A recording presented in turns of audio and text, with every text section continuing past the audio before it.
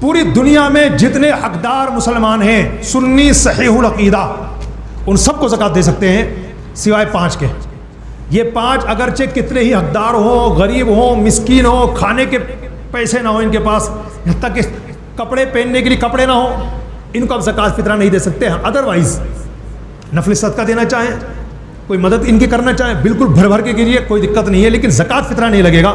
تو یہ 5 لوگ یاد رکھیے بس، باقی جتنے دنیا بھر کے حقدار سنی مسلمان ہیں ان سب کو آپ زکوٰۃ دے سکتے ہیں، ان کو نہیں دے سکتے۔ نمبر 1 سید حضرات جو آل رسول ہوتے ہیں۔ اچھا پھر آل رسول میں تھوڑی سی ڈیٹیل ہے۔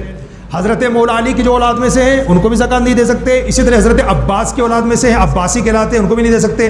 حضرت مولا علی کی جو بی بی فاطمہ زہرا کے علاوہ ازواج مطہرات سے جو ہوئی ہیں اولادیں، ان کو علوی کہا جاتا ہے، ان کو بھی زکوٰۃ نہیں دے سکتے۔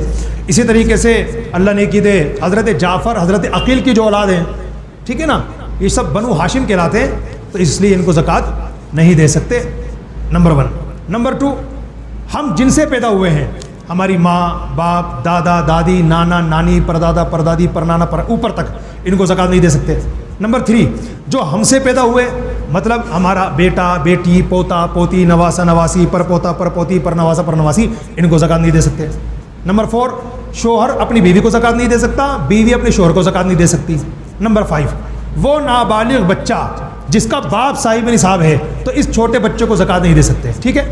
وہ نابالغ بچہ جس کا باپ زکوٰۃ لینے کا خود حقدار ہے، تو اس بچے کو زکوٰۃ دے سکتے ہیں، لیکن وہ نابالغ بچہ جس کا باپ خود صاحب نصاب ہے تو اس بچے کو زکوٰۃ نہیں دے سکتے۔ کیوں؟ اس لیے کہ اپنے صاحب نصاب باپ کی وجہ سے نابالغ بچہ صاحب نصاب مانا جائے گا، اس لیے اس کو زکوٰۃ نہیں دے سکتے۔ ہاں اگر کوئی صاحب نصاب شخص ہے لیکن اس کا جو بالغ بیٹا ہے 15 سال کا 16 18 سال کا 20 سال کا 25 30 سال کا، وہ حقدار ہے، اس کا باپ تو ماشاءاللہ کروڑ پتی ہے، لیکن اس کا جو بیٹا ہے بالغ ہے اور 15 سال یا اس سے زیادہ اس کی عمر ہے، لیکن وہ حقدار ہے زکوٰۃ لینے کا، تو آپ اس کو زکوٰۃ دے سکتے ہیں۔ اگر حقدار ہے تو زکوٰۃ 100% ادا ہو جائے گی۔